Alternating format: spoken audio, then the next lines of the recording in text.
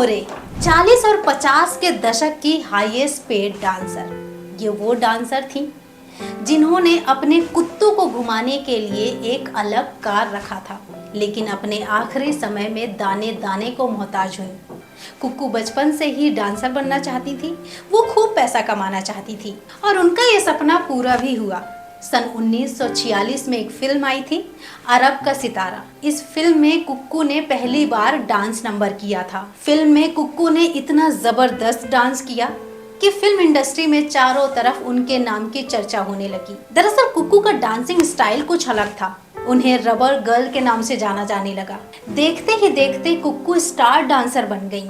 बहुत तेजी से उन्हें शोहरत मिली। एक गाने के लिए वो 6,000 रुपए फीस लेती थी, जो उस जमाने के हिसाब से बहुत ज्यादा रकम हुआ करती थी।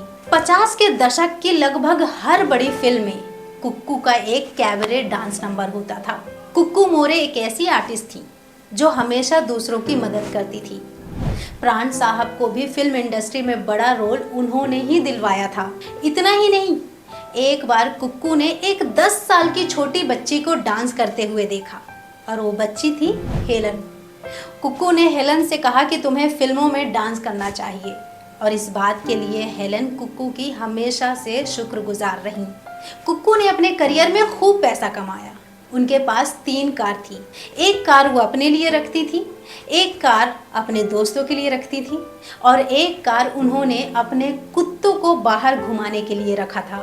कुक्कू का अपना खुद का मुंबई में एक बंगलो भी था। उनके पास ढेर सारी ज्वेलरी भी थी।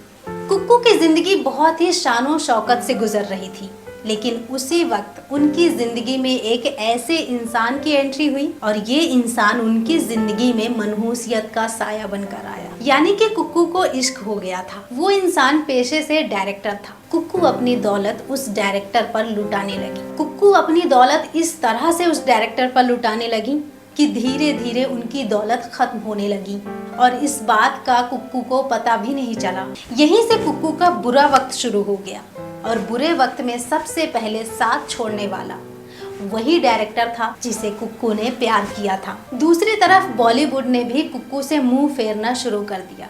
कुक्कू को काम मिलना बंद हो गया और इसी बीच कुक्कू को पता लगा कि उन्हें कैंसर हो गया है। जब कुक्कू के पास दौलत थी तो उन्होंने पैसों को पानी की तरह बहाया, लेकिन एक वक्त ऐसा भी आया जब कुक्कू के पास दवाइयाँ खरीदने तक के लिए पैसे नहीं थे।